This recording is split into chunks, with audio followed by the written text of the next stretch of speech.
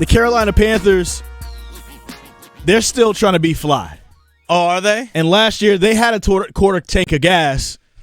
And they ran out. They ran out. And this offseason, I feel like they filled it back up. Mm-hmm. And they did a great job filling a lot of holes. You lose a wide receiver, got a bunch of wide receivers back. You didn't really have a quarterback, went and drafted the best one that's out there, even though he's 5'10", 190 pounds. Didn't have a great head coach. Had a pretty good interim head coach, though. But you went and got an experienced head coach with an amazing staff. Didn't really have, like, backups on the offensive line, even though you had a pretty good offensive line last year. Got a lot of backups on the offensive line. Did a lot of great things in the offseason, but there's still a few things that are missing, Dennis, from that recipe, and we have to help them fill out that recipe for them to have a successful season. Okay, well, you got to get a top-end wide receiver. I know you either got to make a splash trade, which I don't know if you have the capital to do that because you don't have a first-round pick this upcoming year because you traded that to move up to get Bryce Young. You don't have a second-round pick in 2025 because you used that to trade up to get Bryce Young. So a lot of draft capital ain't there. So do you give up someone current on your roster to go do that? I don't know if that'll happen, but they're thin at receiver. They don't have a top-end guy. In my opinion, they do not have a top-end dude. Here's something I want to ask you, though. How do you know that Jonathan Mingo, their second-round pick, won't be that guy? I hope he is. I mean, I don't know if he is or isn't, but I'm not going to bank on a rookie to be my top-end receiver his rookie season. Here's the thing, and I feel like I know what you're going to say in response to this, but if you have DK Metcalf and A.J. Brown playing for Ole Miss, and then right there, coming up under them, Jonathan Mingo. Okay. And look how DK Metcalf and A.J. Brown have turned out for their respective teams.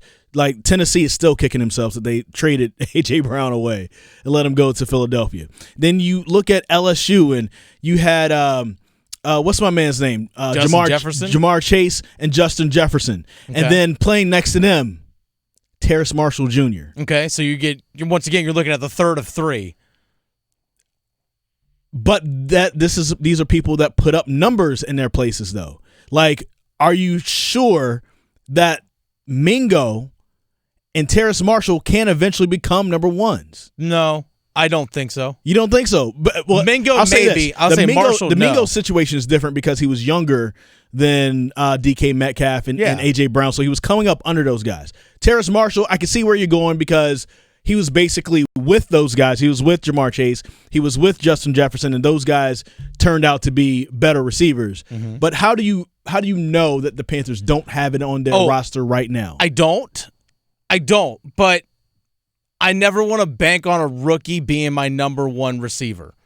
I'm just not going to do that because that's a lot of pressure to put on a rookie. He has to be special, like a Justin Jefferson or someone that came out, or Jamar Chase, or DK Metcalf. Well, those reason why like Jamar Chase and Justin Jefferson were drafted as high as they were in the first round. Yep, high as they were. Like AJ Green drafted as high as he was to be that guy. Yeah, you can find great receivers throughout the draft. We see that, but shoulder shrug. I don't know with Mingo. That's really what it comes down to. If he was that great, why wasn't he one of the first? Like, why was he like the 7th or 8th wide receiver drafted? I feel you on that. You say wide receiver is something that the Carolina Panthers need. I'm of the mindset of the top. I'm talking a top flight receiver. Their top need. I'm of the mindset that the number one thing they need on offense right now is another running back. Miles Sanders is a good one. He's a good one, and he's going to help you out in the passing game. He's going to be a safety blanket for Bryce Young. It's going to look good, but again, you get another guy who's the size of Christian McCaffrey, and what was the problem when you had Christian McCaffrey?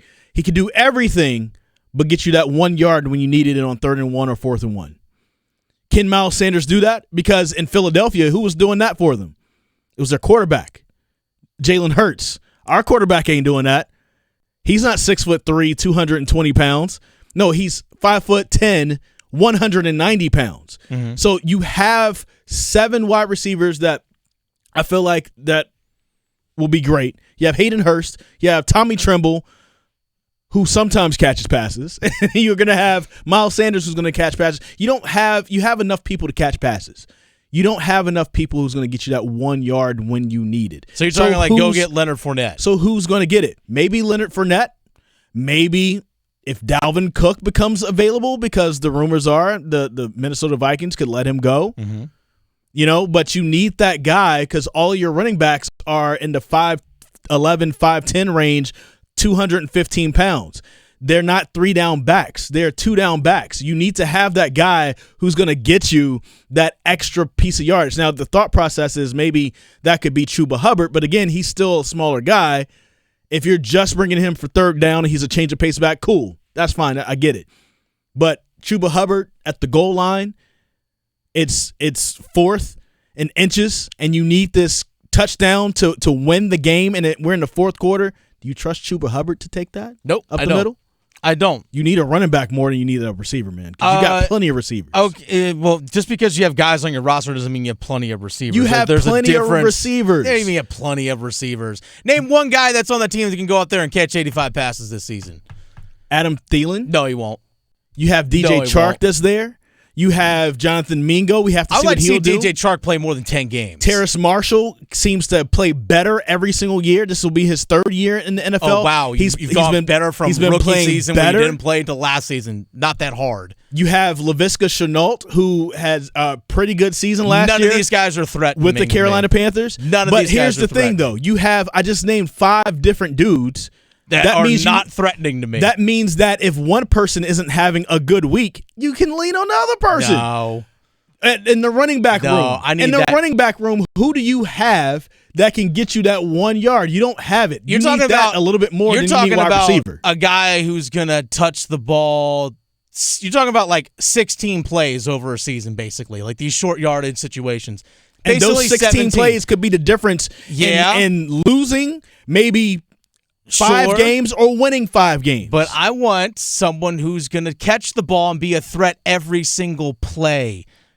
Okay. Every single play. Hayden Hurst. Okay, I'm not trusting a guy who's been injury prone. Thielen. Adam Thielen hasn't caught more than 80 passes since 2018. Chark.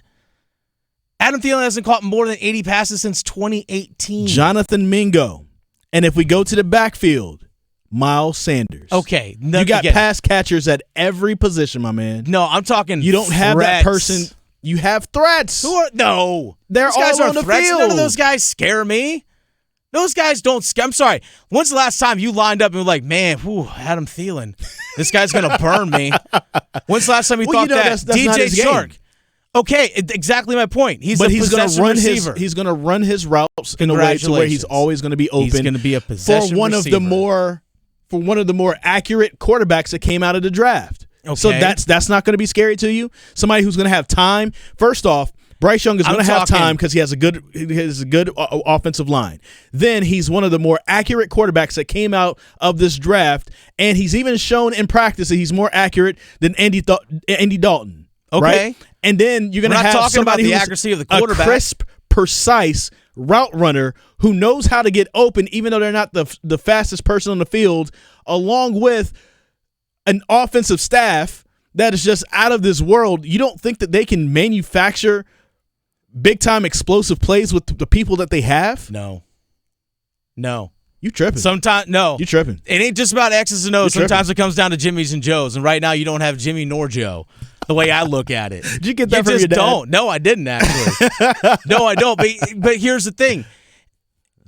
Chark doesn't stay healthy. He doesn't. He's never played a full season once in his 5 years in the NFL. Yeah, he had some good seasons 2019. He hasn't done much production-wise since 2019, 2020. Those 2 seasons. Hasn't done anything since. Burned the Panthers up on December 24th at Bank of America Stadium. Congratulations that you played one great game this past season. You caught 30 passes. Congratulations, you caught 30 passes. Again, I'm talking about a guy who I know can go out there and catch me 80-plus passes in a season. DJ Chark has only caught more than he's actually only caught more than 70 once in his career. Adam Thielen hasn't caught more than 80 passes since 2018. Maybe they don't need a guy to get 80, but they have enough pass catchers that will get you 60, 70 each, and the ball will be spread out. That's what they want to do anyway. But who's going to get the 1 yard? Are you going to throw it to Adam Thielen when you need 1 yard? Are you going to throw it to DJ Chark? Based off everything that you told me, Adam Thielen's going to get open. He is going to get open. But Okay, when you so need why not throw it to him for when that you 1 need yard? the 1 yard and keep the chains moving and keep the clock running, you don't have that guy, and you need that guy. And you can, guess what you can do? You can go sign Leonard Fournette, Ezekiel Elliott. You can go sign Benny Snell for all I care. All those guys are sitting out there at home on their couch like you and I. Go sign Kareem Hunt for $750,000. We're Fine, not go signing do that. Kareem Hunt.